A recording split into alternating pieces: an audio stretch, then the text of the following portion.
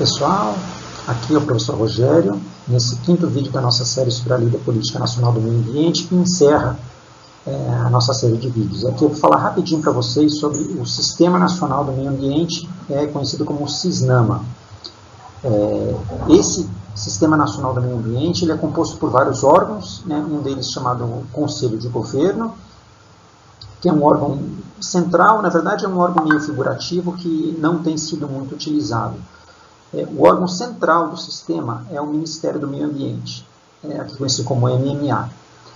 E os órgãos executores os conhecidos IBAMA e o Instituto Chico Mendes, que tem essa sigla aqui, Instituto Chico Mendes de Conservação da Biodiversidade, os dois vinculados ao Ministério do Meio Ambiente. Em paralelo, nós temos aqui o CONAMA, que é um órgão que a gente já vai dar uma olhadinha. Então, o Conselho de Governo, como eu falei para vocês, é meio uma daquelas coisas que não pegou. Então, ele é o órgão superior do sistema e é formado por representantes de uma série de ministérios, mas até onde eu ouvi, eu nunca ouvi falar de uma atuação mais específica desse tipo de órgão. O Ministério do Meio Ambiente é o órgão central do sistema. Esse é o órgão que coordena todas as ações, planeja as ações, ele não executa diretamente o Ministério em si, através dos seus órgãos executores, sim, ele executa. Mas o Ministério do Planejamento é meio como se fosse a cabeça do sistema, e o Chico Mendes e o IBAMA são os órgãos executores do sistema. Tá? O Conselho de Governo ele é formado pelo Conselho de Governo propriamente dito e por algumas câmaras técnicas que estabelecem algumas políticas públicas específicas. Uma das mais conhecidas ou atuantes é essa Câmara de Políticas de Recursos Naturais. Mas, como eu falei para vocês, dentro do nosso Sistema Nacional de Meio Ambiente, esse Conselho de Governo e essas câmaras são órgãos que não têm muita representatividade, não têm tido uma atuação mais firme. Quem tem tido mesmo atuação é o Ministério do Meio Ambiente.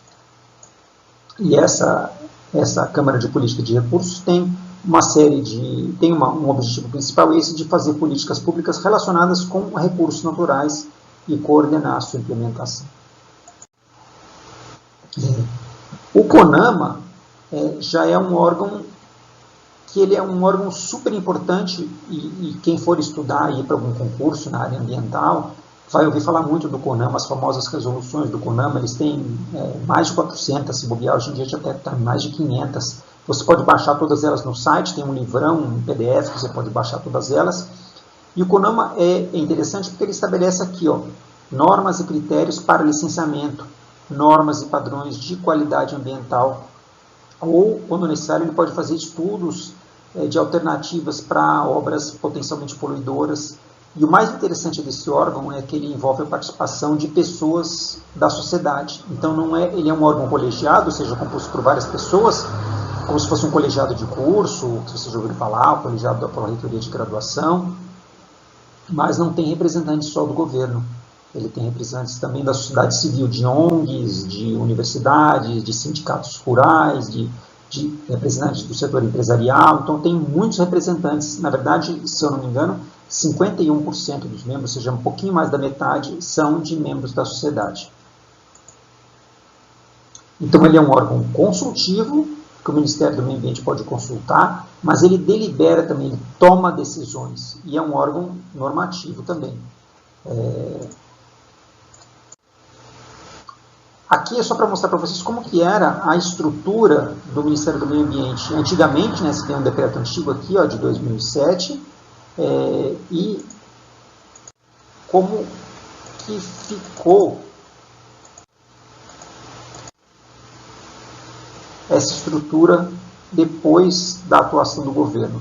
No começo do ano passado, a Casa Civil recomendou a extinção de vários desses conselhos. Não sei o quanto disso foi efetivado, tem uma série de argumentações, mas provavelmente é porque eram conselhos que tinham participação do poder público, e isso às vezes não é interessante, dependendo do governante que está no poder. Essa é a estrutura, e essa é a estrutura agora. A gente não precisa entrar em detalhes, só para vocês verem que, se vocês entrarem no site, vocês podem baixar esse aqui, o organograma do Ministério. Tá? Vamos focar rapidinho aqui no Sistema Nacional do Meio Ambiente. O IBAMA. O que faz o IBAMA? O IBAMA exerce o poder de polícia ambiental. Ele não é a polícia ambiental, ele exerce poder de polícia. O que significa isso? significa que ele pode fiscalizar qualquer tipo de infração ou se tiver alguma denúncia relativa a temas de infrações ambientais. Pode fazer isso junto com a Polícia Militar Ambiental, claro. O que mais ele faz também? Ele exerce ações aqui, licenciamento ambiental. Isso é muito importante. Quem faz licenciamento ambiental em nível federal é o IBAMA. No nível estadual são as secretarias de meio ambiente, cada secretaria de estado tem um órgão específico, mas no nível federal de grandes obras, portos, aeroportos, rodovias federais, hidrovias, ferrovias, uma obra que tem um grande impacto, o licenciamento ambiental vai ser feito via IBAMA. Então, por exemplo, o licenciamento da usina de Belo Monte, IBAMA, licenciamento de duplicação de uma rodovia federal, IBAMA, licenciamento de uma expansão do Porto de Santos, por exemplo, se for feita, IBAMA. O que mais ele faz? Ele controla, faz atividades de controle de qualidade ambiental, de autorização de uso de recursos e também fiscalização, monitoramento e controle ambiental. Tá? Então, o IBAMA é basicamente um órgão de fiscalização, controle e, se tiverem que associar com uma palavra, IBAMA está associado com licenciamento. E algumas outras atividades, isso aqui é um detalhe que me interessa muito, tá, gente? Instituto Chico Mendes. Se vocês tiverem que associar o Instituto Chico Mendes com alguma coisa, associe com unidades de conservação, isso quer dizer SUCES aqui. Então, tudo que for feito dentro de unidades de conservação, licenciamento, controle, fiscalização, monitoramento, autorização de uso, tudo isso que às vezes é feito pelo IBAMA fora de unidade de conservação, quem faz dentro do IBAMA, dentro das unidades de conservação, é o ICMBio, o Instituto Chico Mendes de Conservação da Biodiversidade. O que mais ele faz? Políticas relativas ao uso sustentável de recursos, apoio ao extrativismo e populações tradicionais, caiçaras, ribeirinhos, quilombolas, povos de comunidades tradicionais, não populações indígenas, que essas são regidas pela FUNAI, né? Populações que moram em unidades de conservação de uso sustentável. São várias unidades de conservação de uso sustentável que a gente vai ver depois nas nossas aulas sobre as unidades de conservação.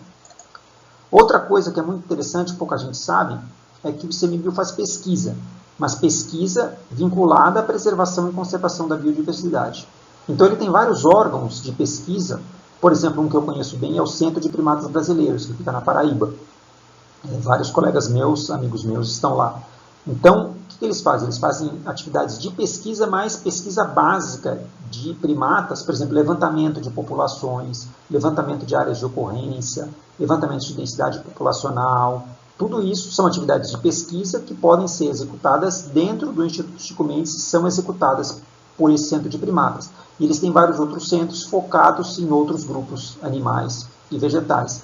Quem quer fazer uma atividade mais aplicada, né, não quer ir para a academia, mas por outro lado ainda quer manter um pezinho em uma pesquisa que tenha um foco em preservação e conservação da biodiversidade, o IBAMA, o ICMBio é um órgão excelente para se trabalhar. Tá? E ele faz o poder de polícia ambiental para as unidades de conservação federais, né, estabelecidas pela União, as unidades de conservação federais. Por fim, dentro do Sistema Nacional do Meio Ambiente, que tem aquela sigla lá de SISNAMA, foi criado em 2011, se eu não me engano, pela Marina Silva, quando ela ainda era ministra do Meio Ambiente do Lula, essa instituição aqui de floresta, do Sistema de Florestal Brasileiro, que faz a concessão de florestas públicas para exploração pela iniciativa privada. Essa exploração pode ser feita em modo de você fazer um corte seletivo de árvores, um corte, digamos assim, sustentável, para quem acredita em corte sustentável, retirada sustentável, ou exploração de produtos que a gente chama de não madeireiros, resinas, óleos essenciais, frutos, sementes, cascas, coisas do tipo.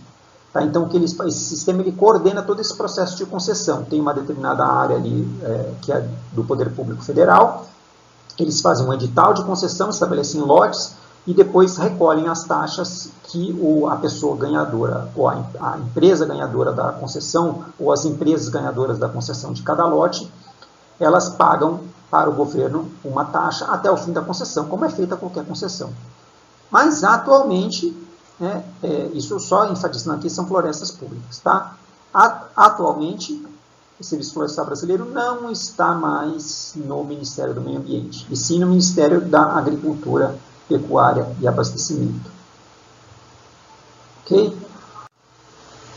Por fim, dentro do Sistema Nacional do Meio Ambiente, nós temos órgãos setoriais, que são outros ministérios relacionados, afins com a área ambiental, órgãos seccionais, que são os órgãos estaduais de meio ambiente, como a Secretaria Estadual do Meio Ambiente, o Instituto Estadual de Florestas aqui em Minas, o IF lá de São Paulo, e os órgãos locais, que são os órgãos municipais, como, por exemplo, as secretarias municipais de meio ambiente. Nos municípios pequenos é difícil ter uma secretaria só de meio ambiente, geralmente é um monte de coisa, meio ambiente, cultura, turismo, tudo aquilo que os governantes municipais não dão muita atenção.